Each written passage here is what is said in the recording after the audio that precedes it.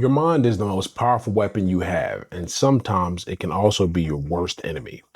It can create vivid disaster movies where you're the star, but once that film starts rolling, it's very difficult to get it to stop. But here's what most people don't know about fear. Fear is something that all fighters become experts in. Most people think fighters aren't afraid of getting hurt, but they're wrong, at least partially wrong. What fighters are really afraid of is something far worse than physical pain. Fighters aren't afraid of getting hurt. That's kind of a given in the sport. After all, we're in the hurt business, where our success depends on our ability to sustain and deliver more damage to our opponent than he does to us. That means getting hurt is inevitable. Back when I was an active fighter, people would ask me if I was afraid of getting hurt. And my response was always the same, something along the lines of, well, you know what? No matter what I do, I'm going to die anyway. So I may as well get some cool stories out of this life while I still can. That way I won't turn into a boring old man with nothing to fondly look back on as I wait to die. Notice I never say I'm not afraid in that response. What I'm saying in that response is that what I get out of fighting is worth more than the fear I experience when I step into the ring. So I do it anyway. And you got to think about this. Remember, your brain is running on software designed like millions of years ago, and it has not had many reasons to upgrade since. Back then, and really for most of human history, anything that scared us could kill us.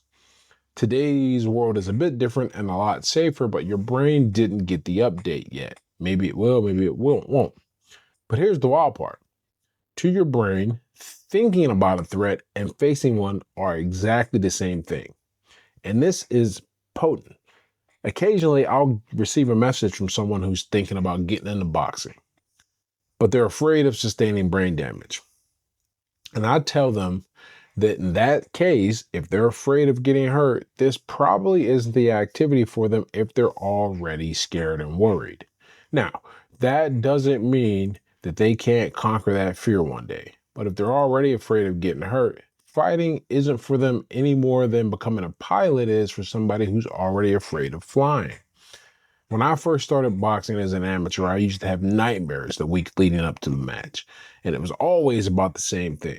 Me getting embarrassed by getting knocked out in front of friends and fans. I always tell people that when fighters get in the cage, it's not really the losing, getting hurt, or even being killed that we're afraid of. Yes, people die in boxing. We're afraid of the other man dancing over our corpse while our body is still fresh before we even had a chance to be carted out of the ring. And if his celebration of our failure is a deep stab wound to our pride, then the twist is the audience's cheers and celebration. Now, every fighter gets scared because every fighter is human. No matter what a fighter tells you, he is afraid of something in the ring, but we still do it. Why? There's nothing special about fighters except we know how to not only act in spite of that fear, but how to turn it from a debilitating disadvantage into something that we can use to win. And now I'm going to give this trick to you. But before I do that, I got to do a shameless plug for my free ebook, The Fighter's Mindset, Boxing Lessons in Grit, Resilience, and Anti-Fragility. That book is filled with the same principles I use to win a national title, get sober, get my physics degree, play chess, fix my relationship life, all these things that transform me. And these aren't just theories. They're battle-tested strategies that work in any situation where fear is holding you back. So if you're interested in that, go ahead and download a free copy at a link in the pinned comment. Now let's get back to the show. And let me tell you why most people are trapped by fear and never escape. Fighters don't rely on courage to overcome fear, because I'm going to keep it a buck with you. There ain't nothing much scarier than a grown man trained to hurt people, trying to use that training on you, and you have nowhere to hide, but you're exposed for the whole world to see if you fail. Rigorous preparation and training camp builds our confidence to fight, but it doesn't do much to make us better fighters. Contrary to popular belief, the 8 to 12 week training camp leading up to a fight is less about developing physical skills and fitness than it is about psychological fortification and mental preparation. And in many times, fight camp is way less. Now, meticulous preparation does something magical. It eliminates uncertainties and simulates fight conditions. It exposes you to what it will be like under the lights. It's not quite the same thing, but it's close enough to get your brain working and comfortable under duress. Now, knowing every detail has been accounted for instills a certain confidence in managing the challenges ahead. The training camp does not build skill as much as it builds the mental strength and ability to apply that skill while you're stressed. Now, you're probably thinking that's great for fighters, but I'm not stepping into the ring anytime soon. But here's where it gets interesting. The same techniques that we use, fighters, boxers, whoever, to conquer fear in any situation in the ring can also help you conquer fears in your life. Think about the most common fear, public speaking. According to the Washington Post, in this article I found, more people are afraid of public speaking than they are of heights, drowning, or needles. And let that sink in for a minute. More people are afraid of embarrassing themselves than suffering actual physical harm. That should sound a little familiar. Because remember when I said that fighters' true fear isn't getting hurt? It's about the embarrassment, the humiliation. Well, it's the same thing when you step up to the podium to speak in front of people. So let's apply a fighter's method to this. First, remove escape as an option. Just like a fighter can't back out of a signed contract, commit to your activity, commit to what you're going to do, and don't let yourself leave. Make it real, make that restriction necessary. You just have to push yourself through it. And I wish there was some type of magical mental construct I could give you to make this work. But this is just the willpower. You have to realize that unlike a fight, unlike heights, unlike drowning or needles or even snakes, whatever you're trying to do probably won't kill you. And since it's not going to kill you, that means you'll make it through. So there's nothing really to be afraid of here. That's the first step, though. If you can't think yourself to not be afraid, make yourself unable to escape the fearful situation. That will go a long way.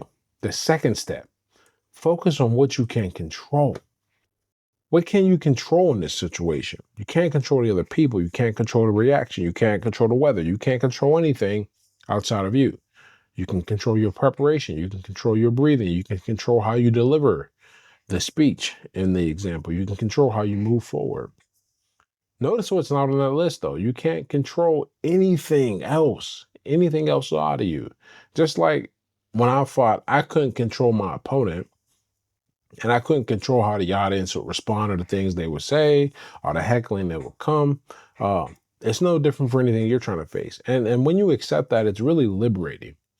But it gets even more powerful, and there's even more to add to this thing. Remember how I said, fighters just kind of expect to be afraid.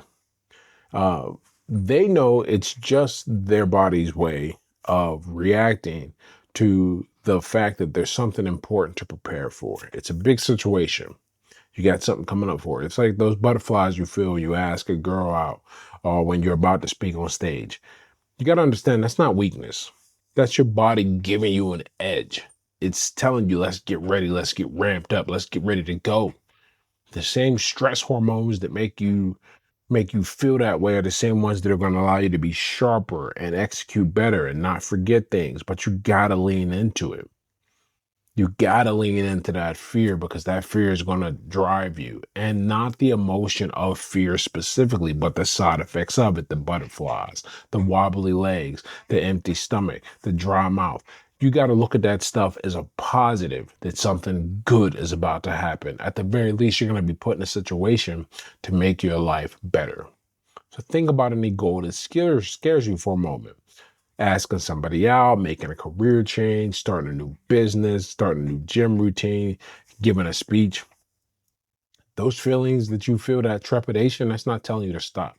It's telling you you're about to do something meaningful and important, and you need to be on your A game for it.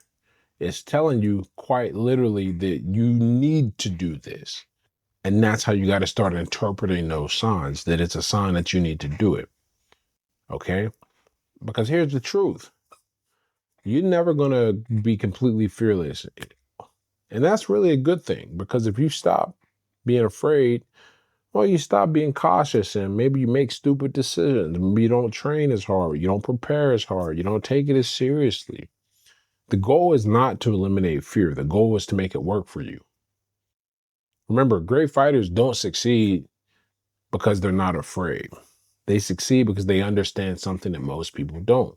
Fear isn't your enemy, it's your fuel. You just need to know how to use it. Because your mind is a master storyteller of the worst case scenario. It can paint a vivid picture of the worst possible outcome. And if you feed into that, then those thoughts will consume you completely and it will make action impossible. Often the fear becomes more paralyzing than the actual threat you're going to face. But this isn't a flaw from a design perspective. It's a feature installed by nature to help you to survive. Because that same fear is supposed to help you focus intensely on potential threats. But you can hack this system. Your brain has a limitation. You can only focus on one thing at a time. And I know all my multitaskers are going, that's nonsense. I can do all types of things at the same time. And that's nonsense. I'm telling you, you can only do one thing at a time. What you're really doing is task switching. Okay. Uh, this is a powerful weakness in fear's armor because it means you get to choose where you place your attention. Think about the ring walk, the fighters have to do. I had several ring walks, both as an amateur and as a professional. One of the interesting things about the ring walk is that you hear the crowd yelling at you, and depending on the order of the bout, whether you're the challenger or the defender, and many times that's arbitrary. You're coming out second, so you see the guy sitting there waiting, or as you're in the ring when you're waiting for him to enter, there's this big hoopla when he comes in, but you got to focus, right? You got to pay attention. Now, the ring walk by itself, this is a solitary walk, and there's nothing to distract you, and you should not be distracted by anything because you got a big important moment coming up. But in that moment, you get two options. You can focus on the uncertain outcome, or you can focus on the preparation that you put yourself through to get ready for this moment. Now, most people get trapped in a spiral of uncertainty. They're afraid because they're uncertain, and they're uncertain because they're afraid. It's a vicious feedback loop that just spirals. The outcome, no matter how well you prepare, though, is never guaranteed. But the secret that separates top performers, champions, and whoever else you want to look up to from everyone else is that they only focus on what they can control. And you have to keep that in mind. Again, you have to focus on what you can control.